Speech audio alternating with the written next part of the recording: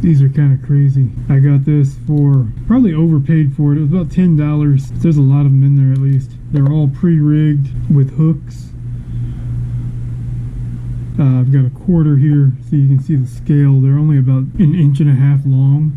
They kind of look like little paddle tail swim baits. Yeah, that's what this one is. It's a little paddle tail minnow thing, but for some reason they're called eel lures. I don't know why they're called eels, but if you look them up on like Amazon or wherever else you might get cheap Chinese lures from, this is what they're called, eel lures. There's no weight to them. There's no jig head on it. It's just a little tiny J hook with an eel.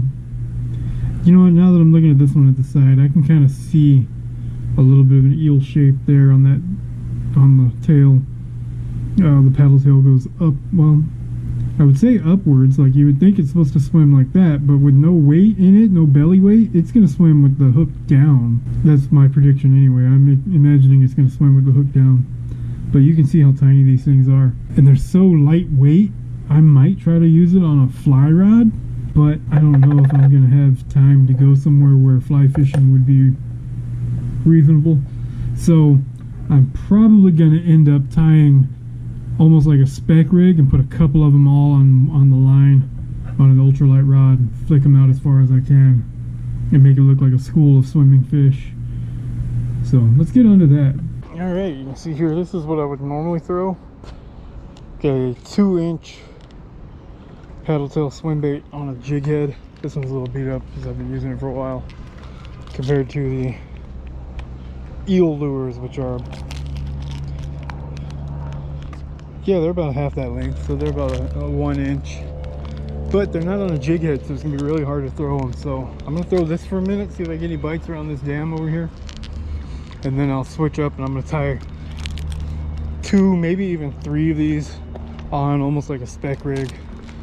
See if I can get them out there. I might actually, I didn't bring any other tackle with me. I don't know why I didn't think of it before, but a drop shot rig with this on it would be great.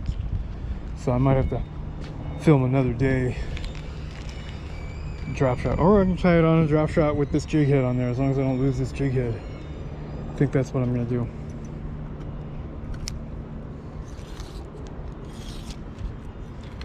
Actually, that would be a good side-by-side comparison of the two. Tie one on as a drop shot and have one jigging at the bottom.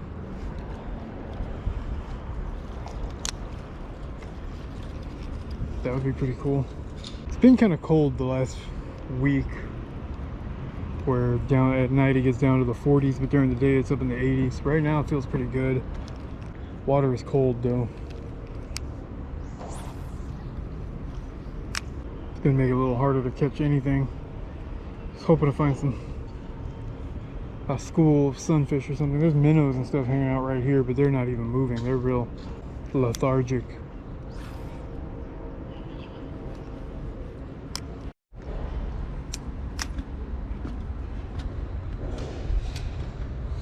All right, I'm gonna do, say,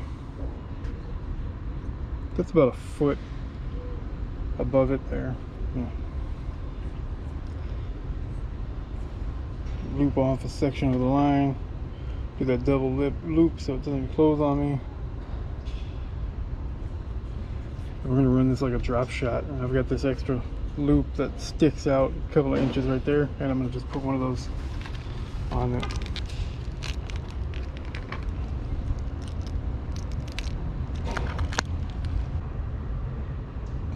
There we go. It's a little harder than it should have been, but I got it through. Loop that over, cinch it down, and there we go. Got a drop shot rig set up with the swim bait on the bottom.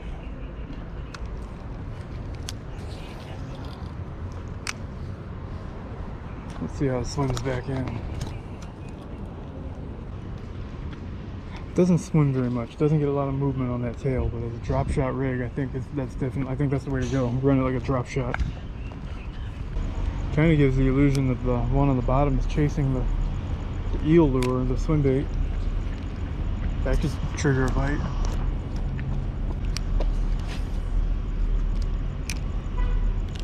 Oh, that was a bite. As soon as I hit the water, something hit it.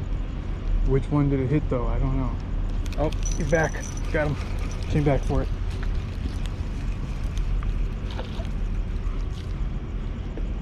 Big sunfish. Went after the swim bait.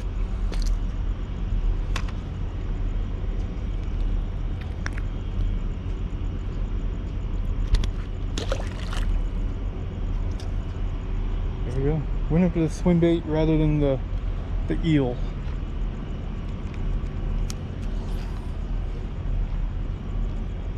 He actually came back for it, but there's not really a way to tell if he went after the eel first or if he went after the swim bait the first time.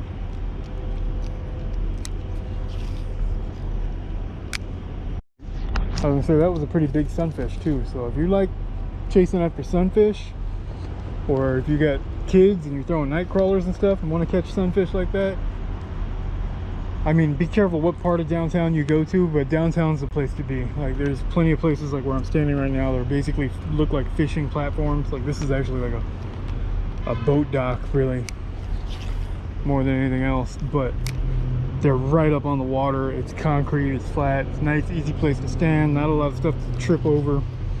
This is where I would take kids to catch sunfish, or if you like catching sunfish yourself, there's big ones downtown. I'm glad I decided to go with kind of the spec rig drop shot setup, because that, even with 2 of these on there, that would be impossible to cast.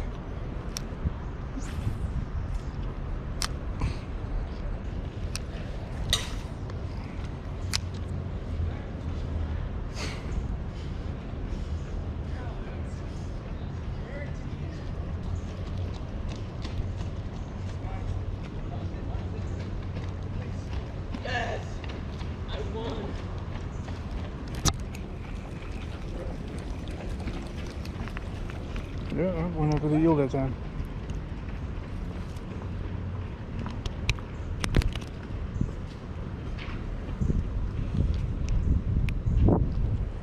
So there we go, the eels work.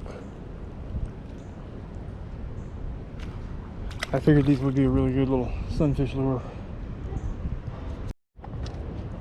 Yeah, these eels definitely work, but I would definitely recommend drop shotting them over anything else. Maybe even over the setup I currently have, although 2 hooks on there is technically doubling your chance of catching something. So I have caught 2 fish so far, 1 on each bait.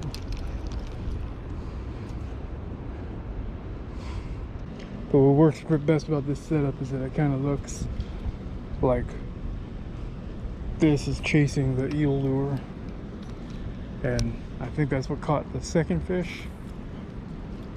It was a reaction strike. They see something, one fish chasing something, and then they want to take it. Like, they're kind of greedy, so they see something else going after something and they try to beat them to it.